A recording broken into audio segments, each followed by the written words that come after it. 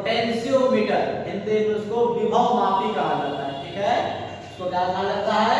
विभव मापी। विभव मापी होता क्या है? तो विभव मापी एक इलेक्ट्रिकल डिवाइस होता है जिसके द्वारा विभवांतर को मापने का काम किया जाता है। अब वो उसके लिए तो वोल्टमीटर ही काफी था, तो वोल्टमीटर भी विभवांतर मापने का ही काम करता है, लेकिन जो विभव मापी है वो एक्यूरेट एकदम परफेक्ट उसका विभवांतर को क्या करता है? मापता है। तब तो ये कि विभवांतर का है उसको लिख दीजिए, तो ऐसा नहीं है। विभवांतर का यूज करके यानी वोल्टमीटर का यूज करके हम लोग विभवांतर को माप सकते हैं और उसमें ज्यादा झंझट वाली बात नहीं होती। नॉर्मली वोल्टमीटर लगा दिया, उसका मान आ गया, पास वोल्ट के चल दिए। लेकिन विभव मापी जो होता है वो एक्यूरेट वैल्यू को मापने के लिए यूज किया जाता है और इसमें थोड़ा झंझट होता है, तार इधर से उधर लपेटो, ये वो ऐसा होता है। ठीक है, लेकिन वोल्टमीटर में इतना झंझट नहीं होता है, इसलिए ज्यादातर वोल्टमीटर का ही यूज किया जाता है।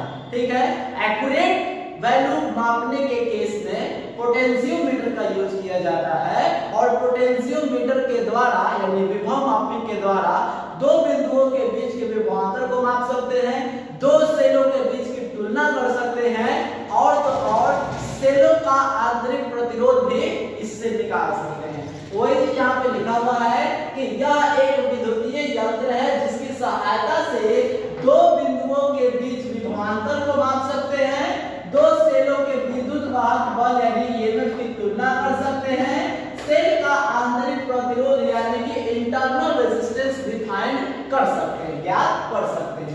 आगे देखिए क्या है, विभव मापी से मापे गए मान अधिक शुद्ध होते हैं यानी ज्यादा एक्यूरेट होते हैं। अभी बताया हम आपको। अब नेक्स्ट देख लीजिए इसका सिद्धांत क्या कहता है। तो कहता है विभव मापी के सिद्धांत के अनुसार यदि कोई नियत धारा किसी वायर के समान अनुप्रस्थ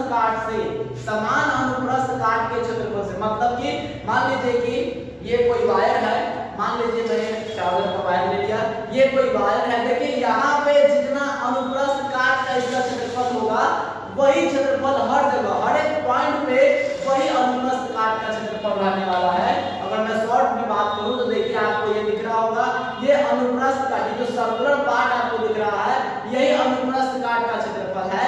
तो यहाँ पे अगर अनुप्रस्थ काट का क्षेत्रफल कुछ है तो वही क्षेत्रफल यहाँ है ना, हर एक पोर्शन पे अनुप्रस्थ काट का क्षेत्रफल का रहा है समान होना चाहिए। ठीक है, यही बात यहाँ पे बताया जा रहा है कि विभव मापी के सिद्धांत के अनुसार यदि कोई नियत धारा किसी ऐसे वायर से पास होती है जिसके अनुप्रस्थ काट का क्षेत्रफल क्या हो, समान हो, तो वायर के किसी भाग का विभवांतर, वायर के किसी भाग, जिस वायर की बात कर रहे हैं उस वायर के किसी भाग का विभवांतर उस भाग के लंबाई के समानुपाती हो जाता है, यानी विभवांतर इज डायरेक्टली प्रोपोर्शनल टू लंबाई, यानी विभवांतर समानुपाती लंबाई potential difference is directly proportional to what? Length. V is directly proportional to L. यही सिद्धांत है किसका? पोटेंशियोमीटर का। एक बार फिर से पढ़ लेंगे। कहता है क्या कि विभव मापी के सिद्धांत के अनुसार यदि कोई नियत धारा किसी वायर के समान अनुप्रस्थ काट के क्षेत्रफल से पास करता है तो वायर के किसी भाग का विभवांतर उस भाग के लंबाई के समानुपाती होता है, अर्थात विभवांतर समानुपाती लंबाई भी is directly proportional to what? L। Clear है? चलिए इसको नोट कर लीजिए। इसमें नॉर्मल सी बात यही है कि पोटेंशियोमीटर एक इलेक्ट्रिकल डिवाइस है जिसका उपयोग इसलिए किया जाता है तो दो सेलों के ईएमएफ की तुलना करने के लिए, सेलों का आंतरिक प्रतिरोध निकालने के लिए और दो बिंदुओं के बीच के विभवांतर को मापने के लिए इसका यूज है। ठीक है, आप कोई कह दे कि विभव मापी के कोई दो उपयोग लिखे तो आप लिख सकते हैं, बिल्कुल लिख सकते हैं। ठीक है, तो चलिए आप इसको नोट कर लीजिए। हम लोग आगे इसके कंस्ट्रक्शन यानी इसके संरचना के बारे में बात करेंगे, इसका फिगर क्या होता है, इसका प्रूवमेंट करेंगे हम लोग। इसको नोट कर लीजिए आप फटाफट जल्दी से।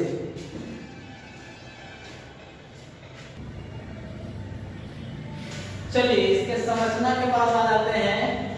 लिखेंगे संरचना यानी कंस्ट्रक्शन, और ये फिगर आप नीचे बना सकते हैं, उससे पहले आप लिख लीजिएगा। जो मैं बोल रहा हूँ आप उसको लिखिए। विभव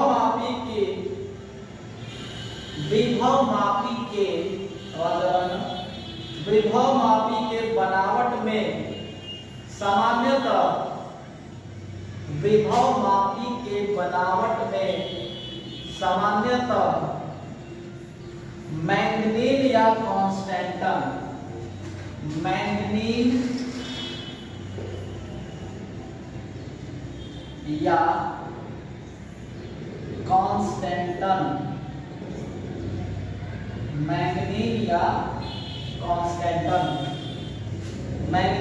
कांस्टेंटन के तार का इस्तेमाल किया जाता है।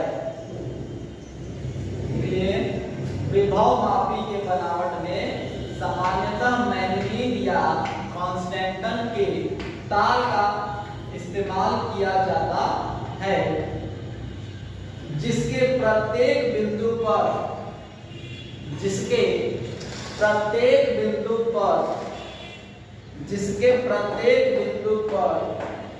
अनुप्रस्थ काट का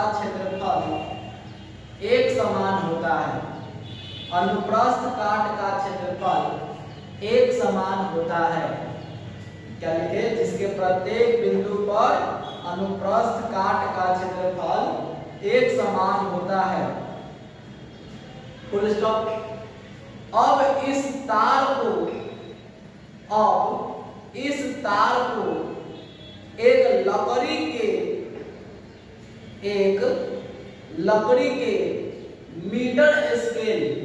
मीटर स्केल लिखा हुआ है। लकड़ी के मीटर, हिंदी में भी आप लिख सकते हैं मीटर स्केल। लकड़ी के मीटर स्केल के समांतर तान दिया जाता है। लकड़ी के मीटर स्केल के समांतर तान दिया जाता है। इसमें एक सर्पी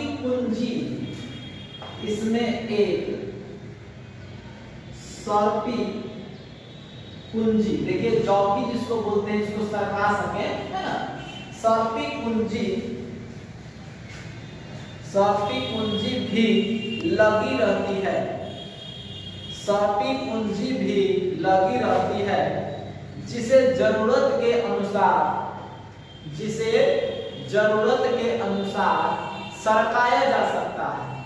जिसे जरूरत के अनुसार सरकाया जा सकता है। Full stop. अन्य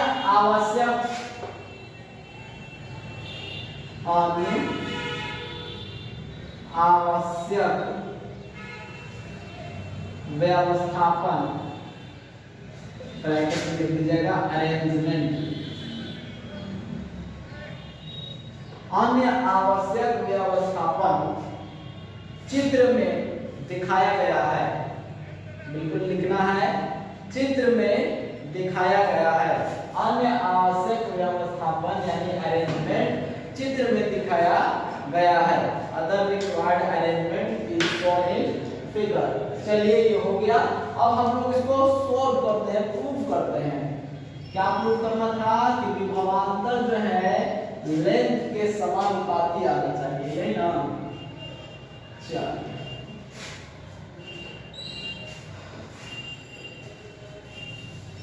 कंस्ट्रक्शन हो गया आपका।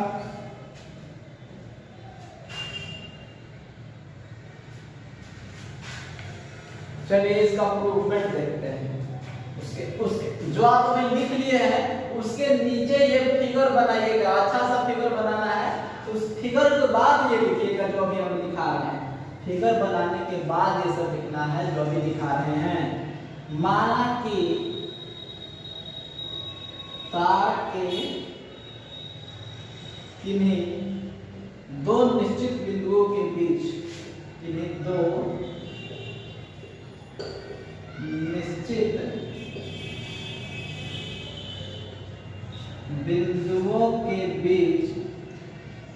निश्चित बिंदुओं के बीच का विभवांतर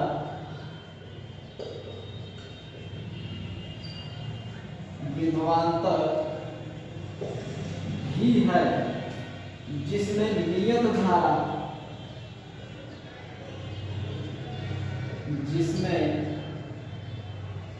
नियत धारा आई प्रवाहित हो रही है। तो क्या लिखेंगे? ओम के नियम से, ओम के नियम से क्या होता है? V बराबर आई इंटू आर होता है।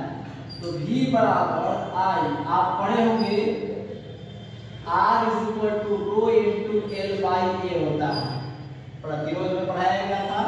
तो इसको लिख सकते हैं रो इंटू एल बाई ए, ठीक है। अब ध्यान दीजिए, धारा तो नियत है, रो का मान भी आपका नियत ही रहेगा, कांस्टेंट ही रहेगा, और तार का अनुप्रस्थ काट के क्षेत्रफल तो कांस्टेंट आप जान ही रहे हैं कि क्या रहा है। तो जो कांस्टेंट वाले पार्ट हैं उन सबको एक में कर दिए, और जो वेरिएबल है उनको अलग कर दिए। तो देखिए v बराबर कांस्टेंट इनटू एल आ रहा है। यहाँ पे हम लोग लिख दें कि i इनटू रो बाई ए क्या है? एक कांस्टेंट है, ठीक है, कांस्टेंट है। तो हम लोग फिजिक्स के नियम से लिख सकते हैं कि v is directly proportional to l, और हमको यही प्रूफ करना, ठीक है। इसको आप जल्दी से नोट कर लीजिए। इसी में थोड़ा सा और ऐड कर दूंगा, फॉर्मूला आगे आएगा तो निकाल दूं, तब तक आप नोट कर लीजिए, जल्दी जल्दी नोट कर लीजिए।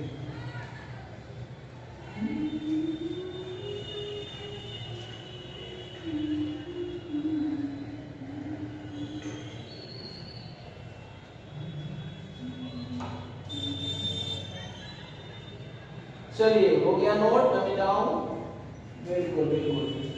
चलिए मैं यहाँ से मिटा देता हूँ।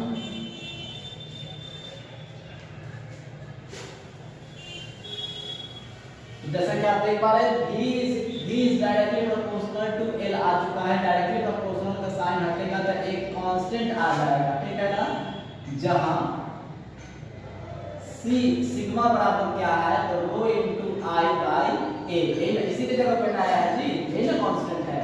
तो ध्यान दीजिएगा, सिग्मा का मान अगर हम निकालते हैं तो v बाई क्या हो जाता है? l। अगर आप पढ़े होंगे चैप्टर नंबर 2 इलेक्ट्रोस्टैटिक में, है ना, पोटेंशियल ग्रेडियंट, पोटेंशियल ग्रेडियंट जो क्वांटम जब x से डिवाइड हो जाता है तो उसको ग्रेडियंट, उसमें प्रवणता लगता है, ठीक है। तो लिख दीजिए यह विभव प्रवणता का व्यंजक है, व्यंजक है, यह विभव प्रवणता का व्यंजक है। विभव प्रवणता बोले तो पोटेंशियल ग्रेडियंट, इसको इंग्लिश में कहते हैं, ठीक है।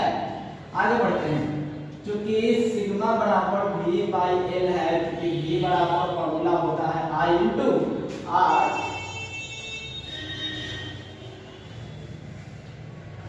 तो सिग्मा बराबर क्या हो जाएगा? i into r by l। आप पढ़े होंगे actual current is equal to total EMF by total resistance. एक रेजिस्टेंस R और एक रेजिस्टेंस सेल का, सेल के अंदर एक आंतरिक प्रतिरोध होता है वो, और ये क्या है फिगर में? R एक रियोस्टेट है, धारा नियंत्रक है, ठीक है ना। इसको आप ऐसे आगे पीछे सरकाइएगा तो उससे धारा का मान नियंत्रित होता है।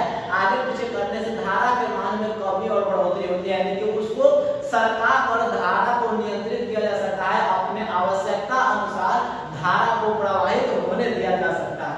ये भी एक तरह का प्रतिरोध ही है, लेकिन उसमें कितना धारा को रोकना है, उससे अधिक धारा अगर रोकना हो तो क्या करेंगे, उससे और कम धारा रोकना हो तो क्या करेंगे, तो उसको आप सरकार के आगे पीछे करके अपने मन के मुताबिक धारा का प्रवाह करा सकते हैं। उसको रियोस्टेट बोलते हैं, रियोस्टेट, ठीक है, रियोस्टेट, इसका नाम है क्या? रियोस्टेट, इंग्लिश में कहते हैं, और हिंदी में कहते हैं उसको क्या? धारा नियंत्रण, ठीक है। चलिए हम लोग यहाँ देख रहे थे v बराबर आई आर हो गया, तो आई आर बाई एल, तो आई का फॉर्मूला होता है e by R plus R, तो यहाँ फुट अगर कर देंगे तो क्या हो जाएगा? r into E, R E by L into R plus R. तो ये आपका जो पोटेंशियल ग्रेडियंट हमें निकल रहा था उसका मान आ चुका है इतना। तो चलिए आप इसको नोट कर लीजिए, यह आपका विभव मापी का पार्ट 1 खत्म हो चुका है। इसके आगे हम लोग नेक्स्ट पार्ट में देखेंगे कि विभव मापी का यूज करके आप कैसे आंतरिक प्रतिरोध को निकाल सकते हैं और कैसे दो सेलों के ईएमएफ की तुलना कर सकते हैं। उसके बाद आपका यह चैप्टर खत्म हो जाएगा। चलिए इसको नोट कर लीजिए। आज के लिए इतना ही रख दिया जाए। Thank you and bye bye.